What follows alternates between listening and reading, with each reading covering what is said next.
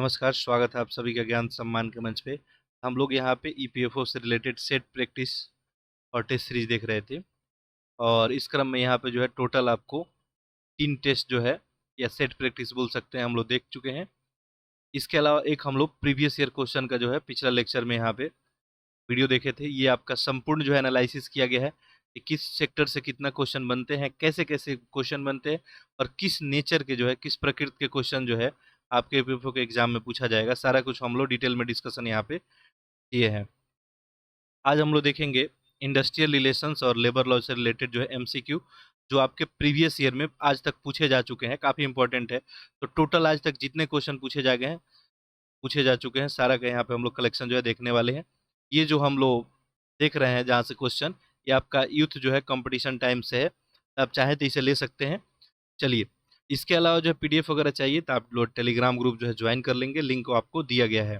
ठीक है, इसके पैरेलल में आपके लिए जो है एक फाउंडेशन बैच जो है एनसीईआरटी का जो है हम लोग बैच कर रहे हैं, तो वहाँ पे आप चाहें तो ज्वाइन हो सकते हैं। वहाँ पे नंबर वगैरह भी आपको प्रोवाइड किया गया है, आप आंसर राइटिंग वगैरह करके वहाँ से सबमिट कर सकते हैं। ठीक है, चलिए तो हम लोग एक एक करके क्वेश्चन को देख लेते हैं कि ऐसी आखिर जो है कैसा क्वेश्चन पूछा गया है आपका इंडस्ट्रियल रिलेशन और लेबर लॉ से रिलेटेड। ठीक है, देखिए पहला question, What is the maximum amount of gratuity payable to the employee under the Payment Gratuity Act 1972?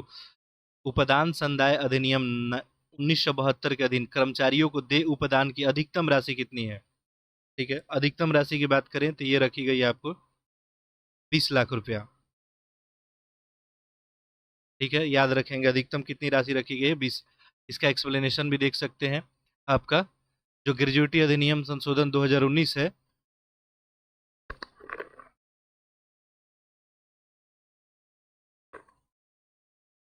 ठीक है देखिए, तो जो ग्रेजुएटी अधिनियम संशोधन 2019 है, इसमें आपको क्या बातें कही गई है कि ग्रेजुएटी जो है सरकारी और प्राइवेट क्षेत्र में काम करने वाले या संगठित क्षेत्र में काम करने वाले कर्मचारी को मिलती है। ये ग्रेजुएटी किसको मिलती है? या तो कोई सरकारी कंपनी में काम कर रहा है या प्राइवेट में या कहीं संगठित क्षेत्र में। हाल ही में श्रम मंत्रालय ने मुक्त ग्रेजुएटी की राशि को 10 लाख से बढ़ाकर कितना कर दिया है? 20 लाख कर दिया गया है। ठीक है, इसे 1 जनवरी 2016 से सरकारी और प्राइवेट दोनों क्षेत्र के कर्मचारियों के लिए लागू भी कर दिया गया है। तो इसको याद रखेंगे, 10 लाख से बढ़ाकर कितना कर दिया गया है? 20 लाख कर दिया गया है। चलिए अगला प्रश्न देखते हैं। अगला प्रश्न है आपका क्वेश्चन नंबर 2, देखिए क्या पूछा गया है। किसी व्यस्क कर्मकार के लिए एक सप्ताह में काम करने हेतु अनुमत घंटों की अधिकतम संख्या क्या होगी? अब देखिए, हम लोग जब कल प्रीवियस ईयर क्वेश्चन पूरा साथ देखे थे तो वहाँ देखे थे कि यहाँ पे आपका इंडस्ट्रियल रिलेशनशिप हो या लेबर लॉज हो, यहाँ से आपको फैक्चुअल जो है बिल्कुल जो फैक्ट वाइज आपसे तथ्य पूछा जा रहा है। तो जस्ट वैसे ही क्वेश्चन देखने को मिल रहा है, what is the maximum number of hours in the week that the adult worker allowed to work. ये जो है मैक्सिमम नंबर यहाँ पे पूछा गया है, ये जो है 48 आवर्स रखा गया है। आगे देखिए, आपका बगान जो है श्रम अधिनियम 1951 1951 में क्या बताया गया है कि बगान श्रमिकों के कल्याण के लिए प्रावधान किया गया है और यह बगान में काम करने की स्थितियों में विनियमित करता है। अधिनियम में प्रावधान किया गया है कि किसी वयस्क या श्रमिक या किशोर या बच्चों के सप्ताह में क्रमशः 48 से अधिक घंटे और 27 घंटे के लिए नियोजित नहीं किया जाएगा। इससे अधिक घंटे के लिए आप नहीं कर सकते हैं। और जितने भी कार्यकर्ता हैं उनको 7 दिन में प्रत्येक अवधि में 1 दिन का आराम आपको होना चाहिए। अब वो सप्ताह में जरूरी नहीं कि संडे भी होगा, ठीक है, और किसी दिन भी 1 दिन क्या है, आराम आपको देना है। ठीक है, नेक्स्ट क्वेश्चन देखते हैं।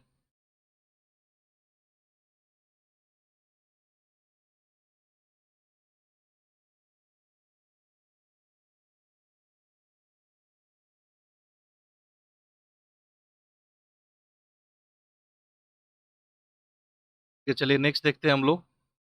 नेक्स्ट है क्वेश्चन नंबर 3। यहाँ पे देखिए क्या पूछा गया है। ठीक है, क्वेश्चन तो आप लोगों को विजुअल हो ही रहा होगा, एक बार मैं चेक कर लेता हूँ। ठीक है, चलिए ठीक है, क्वेश्चन क्या पूछा गया है, वह अधिकतम अवधि क्या है जिसमें समुचित सरकार न्यूनतम मजदूरी अधिनियम 1948 के अधीन मजदूरी की न्यूनतम दरें की समीक्षा करेगी और उन्हें संशोधित करेगी।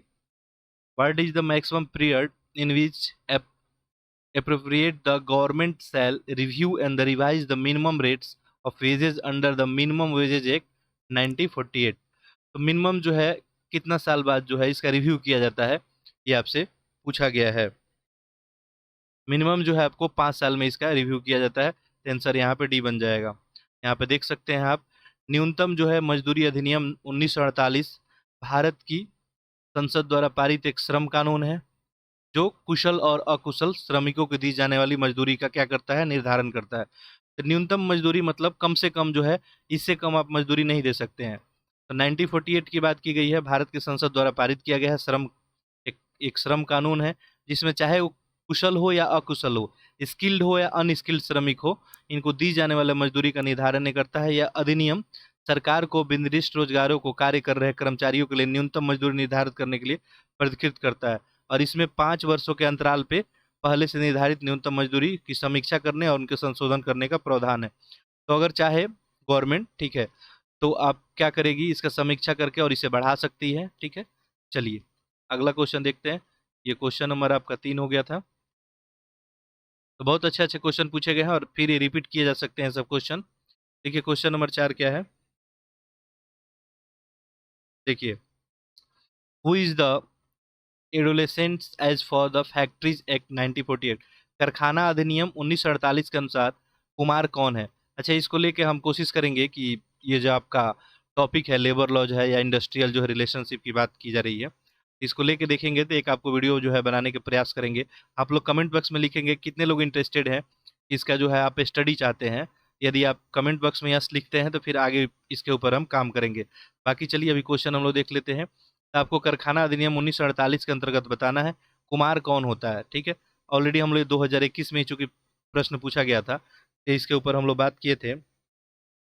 सही उत्तर क्या हो जाएगा, ऑप्शन ए, जिसने 15 वर्ष की आयु पूरी कर ली हो किंतु 18 वर्ष से कम आयु हो। ठीक है, 15 से ज़्यादा हो लेकिन 18 से क्या होना चाहिए, कम होना चाहिए। वैसे लोग को जो है कुमार की कैटेगरी में आपको रखा गया है। चलिए इसका एक्सप्लेनेशन देख लीजिए। बाकी कल हम तो इसको एक्सप्लेन कर ही दिए थे। कारखाना अधिनियम 1948 के अनुसार कुमार, कुमार से ऐसे व्यक्ति अभिप्रेत है जिसने अपनी आयु का 15वां वर्ष पूरा कर लिया हो किंतु अपने आयु का 18 वर्ष पूर्ण नहीं किया हो। यानी 15 से 18 के बीच में वयस्क ऐसा जो है व्यक्ति अभिप्रेत है जिसने अपनी आयु 18 पूरा कर लिया हो, इसे हम वयस्क बोलते हैं। बालक किसको बोलते हैं, जिसने अपनी आयु का 15 वर्ष पूरा नहीं किया हो, यानी 0 से जो है लेके 15 वर्ष के बीच वाले को बालक हम बोलते हैं। चलिए नेक्स्ट देखिए। अगला क्वेश्चन है आपका, किसी नियंत्रित उद्योग का क्या आशय है। ठीक है, आपसे पूछा जा रहा है कि बताइए नियंत्रित उद्योग का क्या आशय है, यानी what is the controlled industry. देखिए, any industry that control of which by union has been declared by the central act to be expended in the public interest. कोई ऐसा उद्योग जिसका संघ द्वारा नियंत्रण में लिया जाना किसी केंद्रीय अधिनियम द्वारा लोकहित में समीचीन घोषित किया कर दिया जाता है। ऑप्शन ए ही आपका यहाँ सही हो जाएगा। आगे देखिए, नेक्स्ट क्वेश्चन देखते हैं हम लोग, क्वेश्चन नंबर 6। चलिए ये अभी आपको दिख रहा होगा। देखिए क्या पूछा गया है, किसी श्रमिक संघ यानी जो ट्रेड यूनियन होता है के पंजीकरण के लिए अपेक्षित सदस्यों की जो है न्यूनतम संख्या क्या है। कुछ क्वेश्चन रिपीट हो रहे होंगे जो ऑलरेडी हम कल आपका प्रीवियस क्वेश्चन में डिस्कस किए थे। ठीक है, चलिए, तो कोई श्रमिक संघ है उसके पंजीकरण के लिए अपेक्षित सदस्यों की जो है न्यूनतम संख्या क्या होगी, यही पूछा जा रहा है आपसे। इसमें जो है 7 सदस्य होना चाहिए। ये तो हम लोग कल क्वेश्चन देख लिए थे। ईपीएफओ जो है 2021 में आपका ये पूछा हुआ प्रश्न था। मजदूर संघ अधिनियम 2001 के अंतर्गत कामगारों के किसी मजदूर संघ को तब तक पंजीकृत नहीं किया जाएगा जब तक कि 10% या 100 या जो भी कम हो, या न्यूनतम 7 कामगार प्रतिष्ठान या उद्योग में लगे न उद्योग में न लगे या नियुक्त हुए हों। ये न्यूनतम कंडीशन है। चलिए आगे देखते हैं, नेक्स्ट क्वेश्चन नंबर 7।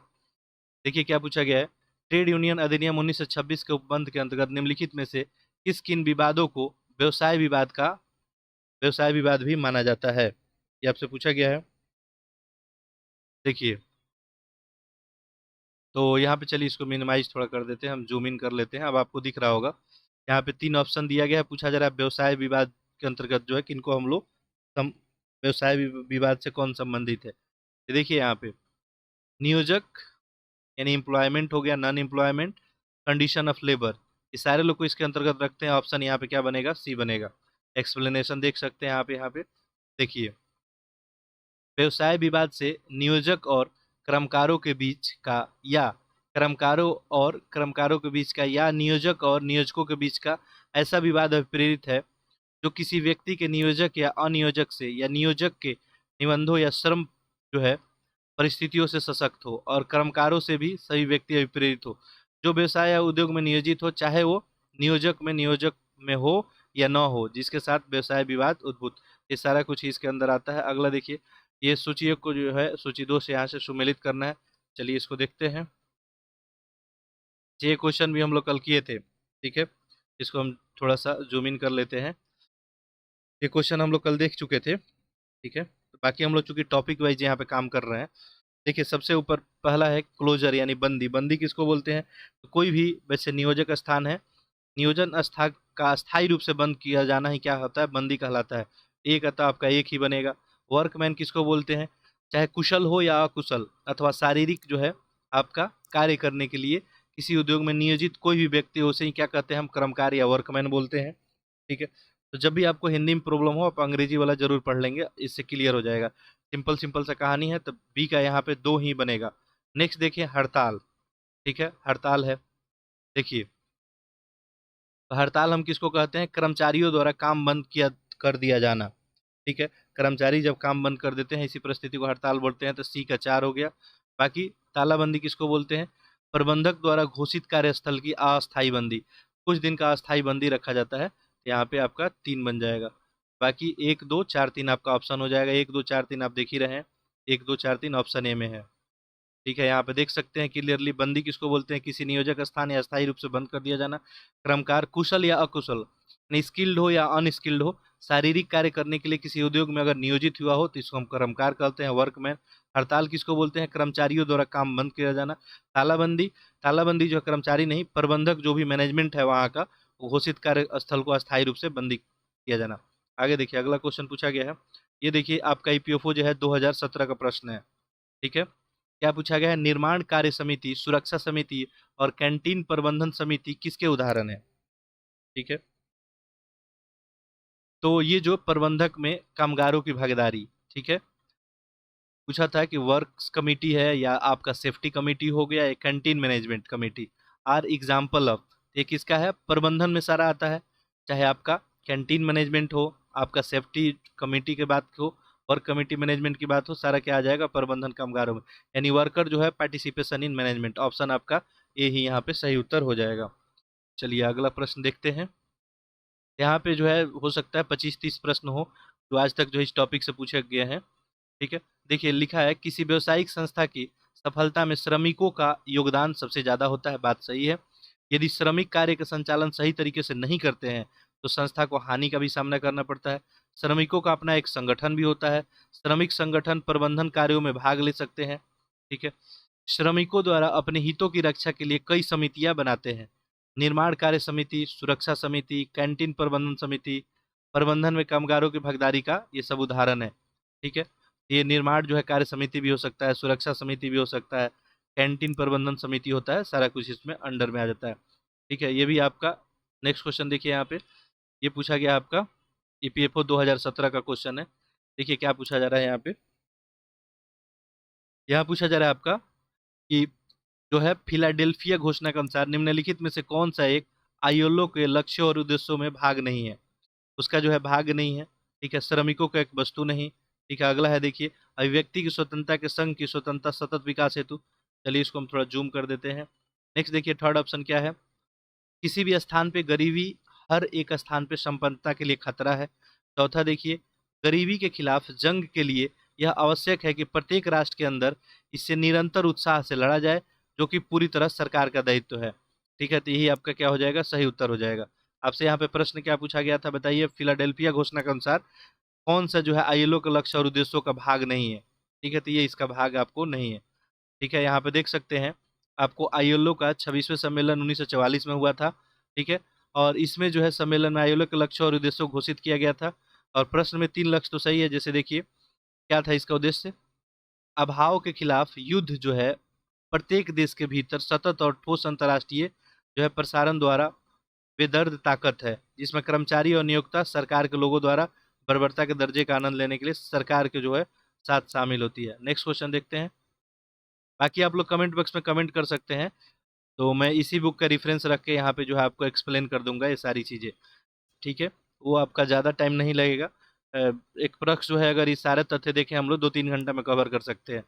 अगला देखिए, रॉबर्ट हाक्सी द्वारा चिन्हित संघवाद के 5 कार्यमूलक प्रकार में निम्नलिखित में से कौन सा एक अपवाद है। ठीक है, आपको यहाँ बताना है कि इसमें जो है कौन सा अपवाद है। रॉबर्ट हाक्सी, अब रॉबर्ट हाक्सी के द्वारा जो है चिन्हित किया गया 5 कार्यमूलक में देखेंगे तो इसमें जो है आपको 5 कार्यमूलक में एक तो आपका व्यापार संघवाद बताया गया था, क्रांतिकारी संघवाद, स्वार्थ चलित संघवाद, अनुकूल संघवाद, निर्भरता संघवाद।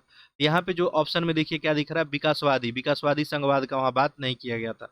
यही आपका आंसर हो जाएगा। बाकी एक्सप्लेनेशन में यहाँ पे देख सकते हैं।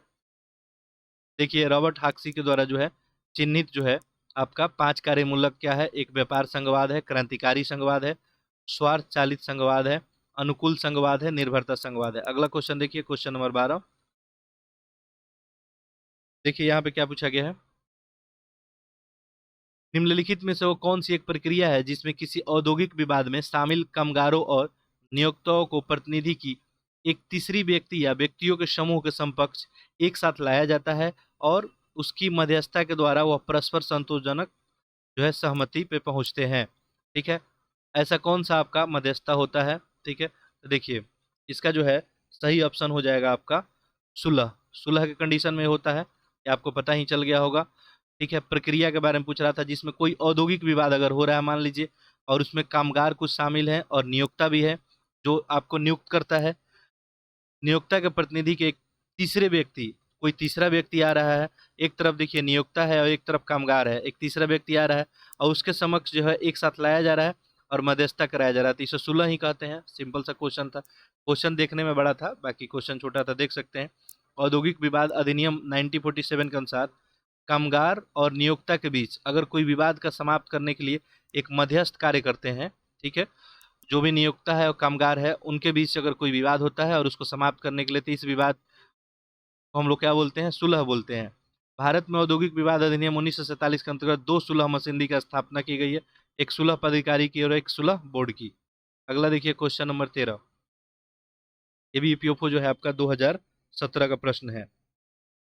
ये जो है बोल सकते हैं आप ईपीएफओ स्पेशल टॉपिक है। ठीक है, जनरली यहाँ पे ध्यान नहीं जाता, लेकिन प्रश्न तो यहाँ से बनेगा ही आपका। औद्योगिक नियोजन अधिनियम 1946 के अंतर्गत सत्यापित किसी अस्थायी आदेश से अनुप्रयोग या निर्वाचन से संबंधित प्रश्नों को विचारार्थ जो है किसे भेजा जा सकता है। ये हम लोग किसको भेज सकते हैं, आपको लेबर कोर्ट को, श्रम न्यायालय को भेज सकते हैं। ठीक है, बाकी एक्सप्लेनेशन देख सकते हैं। औद्योगिक नियोजन या अस्थायी आदेश जो है 1946 के अंतर्गत किसी अस्थायी आदेश के अनुप्रयोग से संबंधित प्रश्नों को विचारार्थ के लिए श्रम न्यायालय भेजा जाता है। ठीक है, चलिए अगला प्रश्न देखते हैं, क्वेश्चन नंबर आपका 14। ठीक है, देखिए यहाँ पे क्या पूछा गया, ये भी यूपीएफओ 2017 का ही है।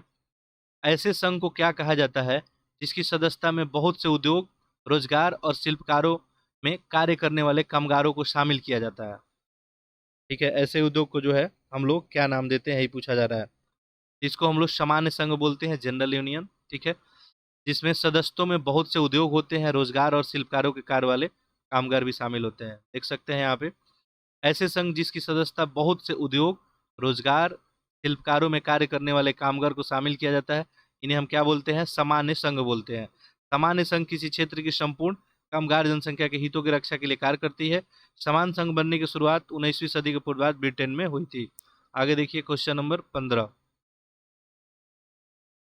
देखिए यहाँ पे क्या पूछा गया आपसे, औद्योगिक संबंधों का निम्नलिखित में से कौन सा एक परिप्रेक्ष्य इस परिकल्पना पर आधारित है कि दोनों ही दल आर्थिक और साथ ही साथ राजनीतिक शक्ति के लिए प्रयास करते हैं। ऐसा कंडीशन जो है कब बनता है, आपसे पूछा गया है। ठीक है, देखिए ये बहुवादी जो है परिप्रेक्ष्य में बात की जाती है, ऑप्शन यहाँ पे ए हो जाएगा। क्वेश्चन नंबर हम लोग देखते हैं 16। देखिए क्या पूछा गया है यहाँ पे, न्यूनतम मजदूरी अधिनियम 1948 के अंतर्गत केंद्रीय सरकार के द्वारा संस्थापित केंद्रीय सलाहकार बोर्ड के अध्यक्ष के रूप में निम्नलिखित में से किसे नियुक्त किया जा सकता है। ठीक है, किसे जो है नियुक्त किया जा सकता है, आपसे पूछा गया है। ठीक है, तो हम लोग ये बोर्ड के निर्दलीय सदस्यों में से कोई एक को हम लोग नियुक्त कर सकते हैं, ऑप्शन यहाँ पे ए ही आपका सही हो जाएगा। बाकी इसका एक्सप्लेनेशन देख लीजिए। देखिए क्या बता रहा है, न्यूनतम मजदूरी अधिनियम 1948 के अंतर्गत केंद्रीय सरकार द्वारा संस्थापित केंद्रीय सलाहकार बोर्ड के अध्यक्ष का चुनाव बोर्ड के निर्दलीय सदस्यों में किसी में से एक को चुना जाता है। इसका चुनाव बहुमत के आधार पर किया जाता है, जो कर्मचारी और नियोक्ताओं के बीच समन्वय बनाए रखने में सहयोग करता है। अगला क्वेश्चन देखिए, क्वेश्चन नंबर है 17, ये भी ईपीएफओ 2017 का है। डॉक्टर जो है अक्रोड का सूत्र किसके निर्धारण के संबंध में रखता है? ठीक है, तो इसका सही उत्तर क्या हो जाएगा आपका? न्यूनतम मजदूरी। ठीक है, न्यूनतम मजदूरी को लेके ये सिद्धांत दिए थे, तो ऑप्शन बी हो जाएगा। बाकी देख सकते हैं यहाँ पे अक्रोड का सूत्र न्यूनतम मजदूरी निर्धारण से संबंधित है, नाम याद रखेंगे इनका। इसके अंतर्गत आवश्यकता आधारित मजदूरी निर्धारण पे मुख्य फोकस किया जाता है, जिसमें भोजन है, आवास है, वस्त्र है, अन्य बिंदुओं पर ध्यान दिया जाता है। भारत में वेतन आयोग द्वारा न्यूनतम मजदूरी निर्धारण के लिए अक्रोड फार्मूला पे विशेष ध्यान दिया जाता है कि आखिर जो है न्यूनतम मजदूरी इतना रखा जाए जिससे कोई मजदूर जो है अपना भोजन, आवास, वस्त्र और अन्य बिंदुओं पे जो है बेसिक जो चीजें हैं वो कर सके। अगला देखिए, क्वेश्चन नंबर 18 देखिए, एपीएफओ 2000, ये भी 17 का जो आपको प्रश्न है। यहाँ पे क्या पूछा गया है, गैर नकदी लाभ के रूप में चिकित्सा लाभ भारत में पहली बार जो है किसके अंतर्गत प्रदान किया गया? For the first time of India medical benefit as the non cash benefit was जो है प्रोवाइडेड अंडर। ये जो है कर्मचारी राज्य बीमा अधिनियम 1948 के अंतर्गत सबसे पहले बार ये किया गया था। अभी तो ये बहुत सारे सेक्टर में जो है लागू है।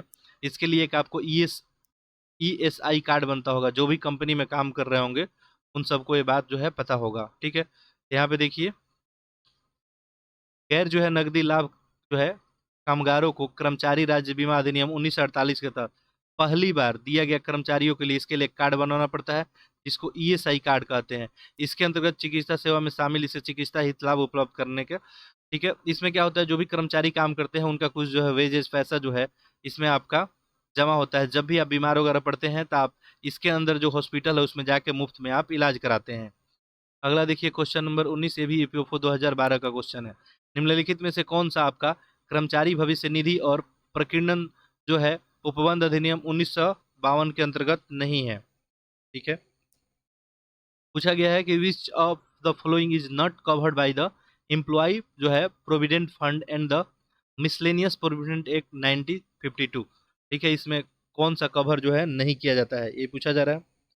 देखिए, पेंशन इसमें किया जाता है, भविष्य निधि भी जमा। यहाँ पे क्षति जो है प्रतिकार यानी इंजरी जो है कंपनसेशन वाला इसमें बात नहीं आता है, तो ऑप्शन यहाँ पे डी ही बन जाएगा। बाकी एक्सप्लेनेशन देख ले। ठीक है, देखिए, कर्मचारी जो है भविष्य निधि और प्रकीर्णन उपबंध अधिनियम 1952 के अंतर्गत कर्मचारी भविष्य निधि को शामिल किया गया है। पहला, जमा संबंध बीमा, कर्मचारी पेंशन योजना, क्षति जो है प्रतिकर इसमें शामिल नहीं है। ठीक है, तो याद रखेंगे। अगला क्वेश्चन देखिए। अच्छा, यहाँ पे आप देख रहे हैं, आपको अगर फैक्ट आता है तो आप आंसर करेंगे, नहीं आता है छोड़ने के अलावा जो है प्रश्न का कोई उपाय नहीं है। बिल्कुल फैक्चुअल फैक्चुअल सी बातें, यहाँ पे ज़्यादा दिमाग लगाने वाली कहानी नहीं है। आगे देखिए, कर्मकार प्रतिकार अधिनियम 1923 के बारे में निम्नलिखित में से कौन सा कथन सही है? Which of following statement about the workmen जो है कंपेंसेशन एक्ट 1923। देखिए, जो वर्कमैन कंपनसेशन एक्ट 1923 बना है उसके बारे में कौन सही है आपको ये बताना है। यह सामाजिक सुरक्षा विधान नहीं है, ये तो गलत हो गया। ठीक है, इसका नाम 2009 में बदलकर कर्मचारी प्रतिकर अधिनियम हो गया था। Its name has been change to the employees आपका कंप्री कॉम्प्रिहेंशन एक्ट इन 2009। तो बिल्कुल क्या है, सही है। ठीक है, यही आपका ऑप्शन यहाँ पे बी ही बन जाएगा। ठीक है, बाकी एक्सप्लेनेशन दिया है, देख सकते हैं यहाँ पे। क्रमकार प्रतिकार अधिनियम 1923 का नाम जो है क्या कर दिया गया है, क्रमकार प्रतिकार अधिनियम 2009 द्वारा बदलकर कर्मचारी प्रतिकार अधिनियम कर दिया गया। तो पहले क्रमकार प्रतिकार अधिनियम था, अब क्या हो गया, कर्मचारी प्रतिकार अधिनियम हो गया। क्वेश्चन नंबर 21 देखें, 2012 का क्वेश्चन है आपका। ठीक है, which of following is the legislation in the comprehensive social security जो है लेजिस्लेशन, यानी पूछा गया निम्नलिखित में से कौन सा विधान व्यापक सामाजिक सुरक्षा विधान है। ठीक है, ये पूछा गया इनमें। इसमें देखेंगे तो आपका ऑप्शन जो है डी बन जाएगा, the employees provident fund in the miscellaneous जो है प्रोविजन एक्ट, कर्मचारी भविष्य निधि और प्रकीर्णन उपबंध अधिनियम। ठीक है, चलिए, यही आपको बात लिखा हुआ है, कर्मचारी भविष्य निधि और प्रकीर्णन उपबंध अधिनियम एक व्यापक सामाजिक सुरक्षा विधान है। तो व्यापक समाक्षी सुरक्षा विधान के अंदर पहला क्या आता है, कर्मचारी भविष्य निधि और आपका प्रकीर्ण उपबंध अधिनियम। नेक्स्ट देखिए, अगला क्वेश्चन है आपका ईपीएफओ 2012 ही है। उपदान संदाय अधिनियम 1972 का अध्ययन, देय उपदान अधिकतम कितना होता है? What is the maximum limit in the gratuity payable under the payment of gratuity act 1972? यहाँ पे मैक्सिमम पूछा गया है 1972 के अकॉर्डिंग, ठीक है। इसमें जो है अधिकतम 10 लाख रुपया था, ठीक है। देखिए पहले जो है 1972 के अधीन देखे तो 10 लाख रुपया था, अभी कितना हो गया, 20 लाख। ये देखिए क्वेश्चन 2 बार पूछा गया आपसे, ठीक है।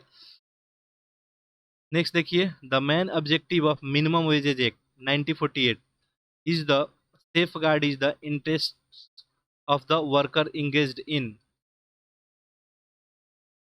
देखिए यहाँ पे क्या पूछा गया आपका, न्यूनतम मजदूरी अधिनियम जो 1948 आया था,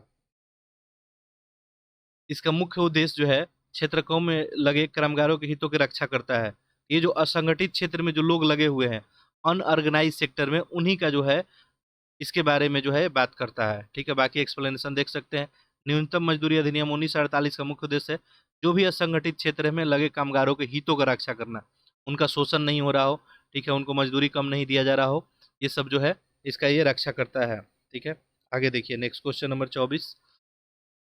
प्रसूति जो है प्रसु प्रसूति जो है प्रसुविधा अधिनियम 1961 में प्रसूति काल के दौरान कितने सप्ताह की मजदूरी बंद है, ठीक है।